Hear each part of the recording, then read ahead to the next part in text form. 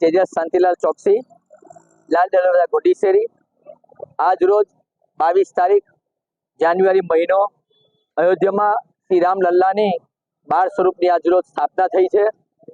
મંદિર જે પ્રમાણે બની રહ્યું છે એને અનુરૂપ મંદિરના નકશા પ્રમાણે અમારા ગોંડી શેરીના નાનેથી મોટા દીકરાઓએ 12 યુવક મંડળોએ આખું સંપૂર્ણ અયોધ્યા મંદિર થર્મોકોલથી ફક્ત 15 થી 17 દિવસમાં બનાવીને આ કૃતિ તૈયાર કરી છે।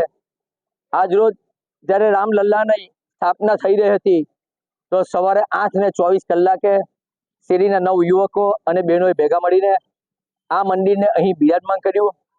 ત્યારબાદ શેરીમાં બધા ભેગા મળીને 12 વાગે જય ઘોષ શ્રી રામની સાથે આખી શેરીની પ્રદક્ષિણા કરી બહેનો, ભાઈઓ અને બાળકોએ ભેગા મળીને અને ત્યારબાદ 12:39 જે વિજય મુહૂર્ત કહેવાય તો વિજય મુહૂર્તના સમયે બહેનો ભાઈઓએ અમારી શેરીમાં આવેલું રાધાકૃષ્ણ મંદિર તરફના મુખ રાખીને દરેકે મહાઆરતી કરી અને સાંજે 7 વાગે આખી શેરીમાં દીવડા અને રંગોળીની રોશની છે।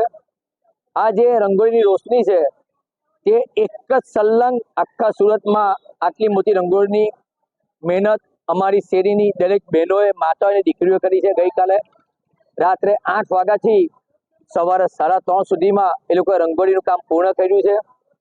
સાથોસાથ આજે રાતે રામધૂનનો પ્રોગ્રામ રાખ્યો છે। મોટા વરાછાનું એક મંડળ છે કે જે ગૌશાળાનું કામ કરે છે તો એ મંડળ વિનામૂલ્યે આવવાનું છે।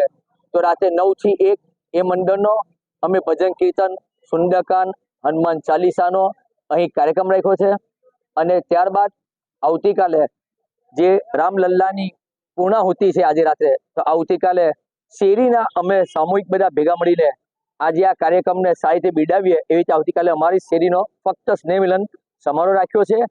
આજે ન રાખવાનું કારણ કે આજે આ સુરત શહેરની પ્રજા સંપૂર્ણ અયોધ્યા મંદિરનું દર્શન કરી શકે અને દર્શન કરી શકે એટલા માટે અમે સ્નેહ મિલન નહીં કરી શકીએ આજે અને ભજન સંધ્યાનો કાર્યક્રમ છે।